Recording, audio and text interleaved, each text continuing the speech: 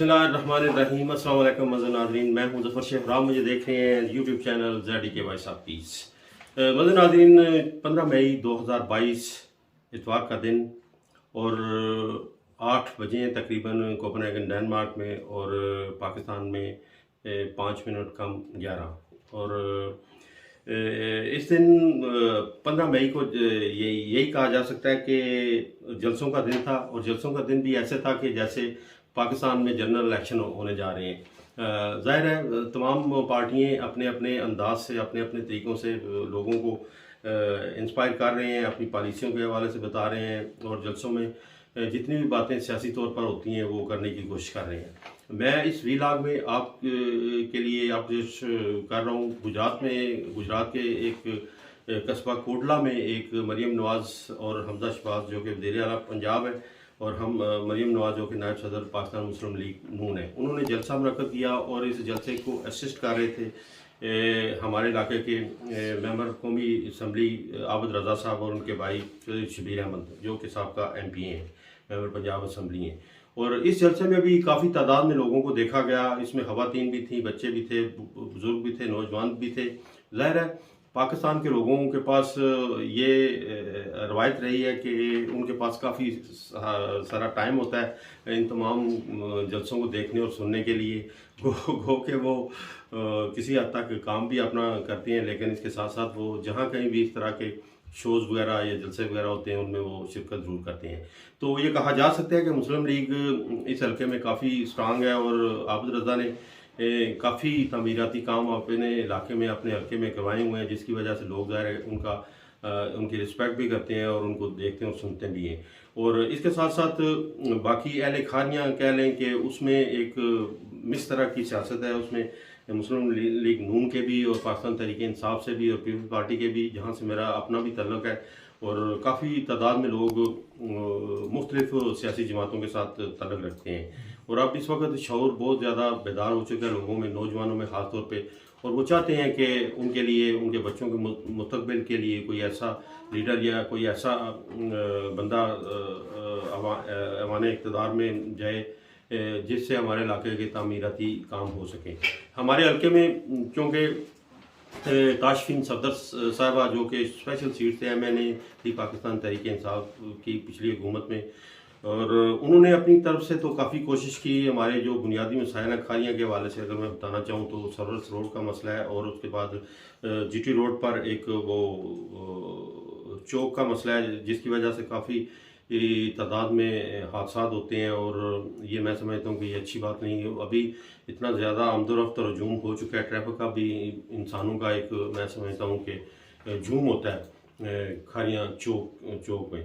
तो इसके लिए ये दो बड़े अहम ज़रूरी काम थे। तो ये मेरी समझ से बाहर है कि आबद रज़ा साहब ने इसकी तरफ ध्यान क्यों नहीं दिया। लेकिन अभी ये कहा जा रहा है और सुना जा रहा है कि वो अभी इस टेनोर में जितना भी रहता है, जहाँ जब तक इंतखाब होते हैं, इसकी तरफ तवज्जो ज़रूर देंगे।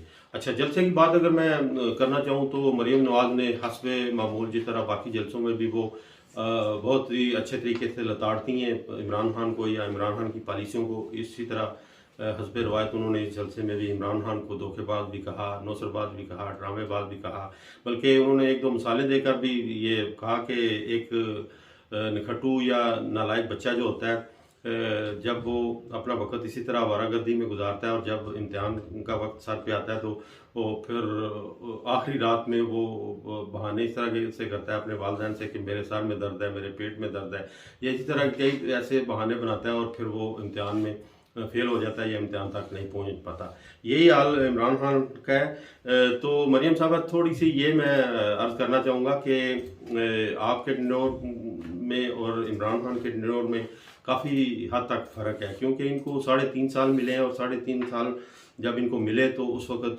मुल्क का जो मुल्क की मईशत थी या मुल्क की सूरत हाल थी सियासी हवाले से भी, माशी तौर पर भी वो इतनी अच्छी नहीं थी। तो इमरान खान ने अपने 3.5 साल टेन्योर या दौर में, ये मैं बिल्कुल न्यूट्रल होकर आपको बताना चाह रहा हूँ कि ना तो मेरा किसी पार्टी के साथ तल्लक है सियासी के साथ, मेरी एफिलिएशन अगर है तो पाकिस्तान से है।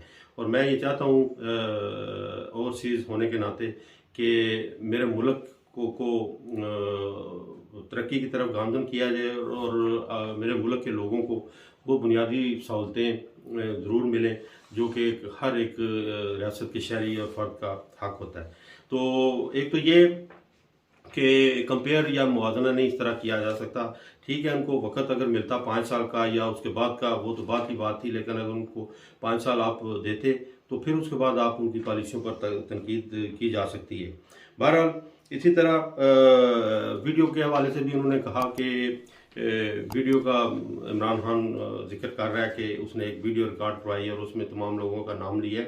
तो मरियम साहबा ने ये कहा तो होना तो ये चाहिए कि जब आपकी हुकूमत थी या वीडियो अगर आपने बना ली अभी तो वो मंजर यहाँ पर लाएं, ताकि हम अपने वज़ीर दाखिला राना सनाउल्लाह को ये कहें कि उन लोगों को पकड़ें या उनका एहतसाब किया जाए। तो ये भी उन्होंने कहा। और उसके बाद फिर एस्टैब्लिशमेंट के हवाले से उन्होंने कहा कि इमरान खान कहता है कि मैंने तमाम नंबर VVIP या VIP नंबर ब्लॉक कर दिए ताकि मैं इनसे कोई ऐसी बात ना कर सकूं। तो मरियम साहबा ने ये कहा कि आपकी इत्तला के लिए अर्ज़ ये है कि उन्होंने आपका नंबर ब्लॉक कर दिया हुआ है और जब आप उस नंबर पे कॉल करते हैं तो आगे से ये मैसेज मिलता है आपको कि ये नंबर आपकी सहूलत के लिए नहीं है या आपको ये नंबर सहूलत या कोई ऐसा फ़ायदा नहीं दे सकता। इस तरह की बातें की। उसके बाद फिर उन्होंने ये कहा कि इमरान खान तुम्हारा वक्त ख़त्म हो चुका है और अभी तुम ये देखोगे कि नवाज शरीफ का वक्त आ रहा है और नवाज शरीफ की पॉलिसियों को, नवाज शरीफ के काम को तुम देखोगे। और उन्होंने ये भी कहा कि मेरी तो ये दुआ है कि अल्लाह ताला तुम्हें ज़िंदा रखे, कुछ ना हो, वो इसलिए कि तुम नवाज शरीफ के कामों को देख सको कि वो किस तरह उसका ज़र्फ़ है या उसका काम किस तरह बोलता है। तो ये है कि ये मैं समझता हूँ कि उसके बाद जाली खत या मरासले का भी उन्होंने जिक्र किया। आज भी उन्होंने कहा पहले जलसों की निस्बत कि जिस तरह इमरान ये कहता है कि जलसे ये मरासला जो आया है ये इसके पीछे साजिश है, मुदाखलत है, तो ये आज भी उन्होंने इसको झुठलाया कि ये मरासला या ये खत ये बिल्कुल दुरुस्त नहीं है। तो बहरहाल उसके बाद उन्होंने तोशा खाने और बैतुल माल के हवाले से ये भी बात की कि तोशा खाने में जो कुछ इमरान खान ने करप्शन की इसका भी हम मंजर आम पर लाएंगे और अदालत या कानून जो है अपना रास्ता अख्तियार करेगा। उसके बाद फिर उन्होंने कहा कि तोशा खाने में और बैतुल माल में उन्होंने तर्जमानी तो की, लेकिन उसके साथ साथ फराहान गोगी उसकी तर्जमानी भी की। हालांकि ये बिल्कुल बात खुलकर सामने आ चुकी है कि 3.5 साल में ये फराहान या गोगी उसके सरमाए में खातर खा इजाफा हुआ और ये किस तरह हुआ या इसके पसे पर्दा क्या कुछ एक्टिविटीज़ थी या सरगर्मियाँ थी, इस हवाले से कहा। और उसके बाद फिर वोट के हवाले से उन्होंने कहा कि जब भी कोई अपने मफादात को इमरान खान ने कहा कि बिलावल,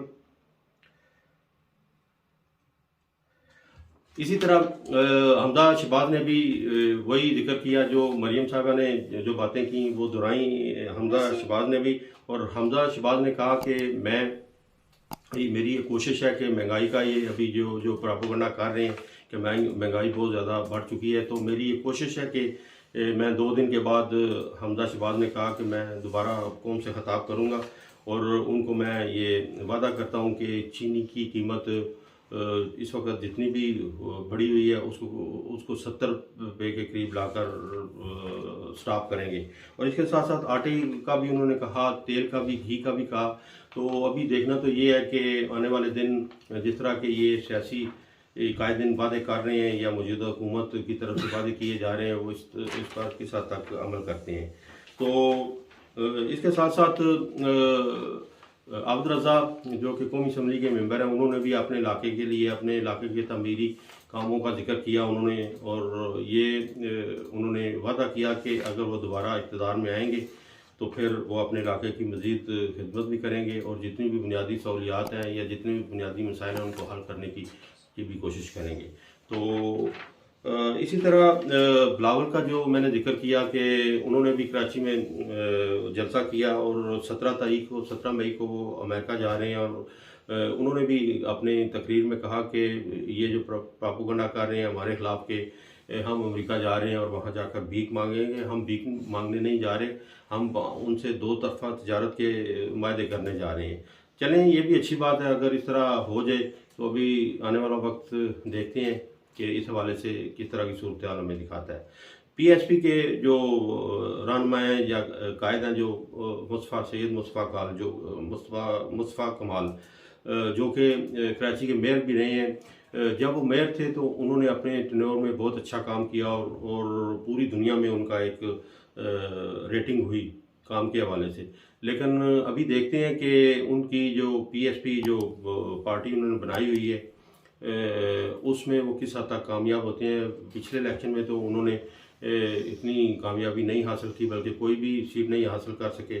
तो अभी देखते हैं कि वो भी इमरान खान की हुकूमत पर कड़ी तनकीद कर रहे हैं और काफ़ी सारी उनकी मुखालफत भी कर रहे हैं इस हवाले से कि इमरान खान अभी जो चिल्ला रहा है तो वो 3.5 साल या 4.25 साल में क्या कुछ करता रहा है। तो ये सियासी एक नारेबाजी होती है, ये सियासी बातें होती हैं। लेकिन अभी हमारे पाकिस्तान के अवाम, बल्कि जितने भी पाकिस्तान के लोग हैं, वो सियासी तौर पर काफ़ी हद तक बाशऊर हो चुके हैं और उनको पता है कि किस पार्टी के लोग किस तरह की बात कर रहे हैं। तो ये अभी वक्त नहीं है कि लोगों को बेवकूफ़ बनाया जाए और उनसे सियासी तौर पर सियासी नारे लगवा कर उनको इकट्ठा करके उनको बातें सुनाई जाए, लेकिन अमली तौर पर उनसे उनके लिए काम ना कुछ किया जाए। तो ये ओवरऑल अगर मैं कहना चाहूँ तो आज का दिन जलसों का दिन था।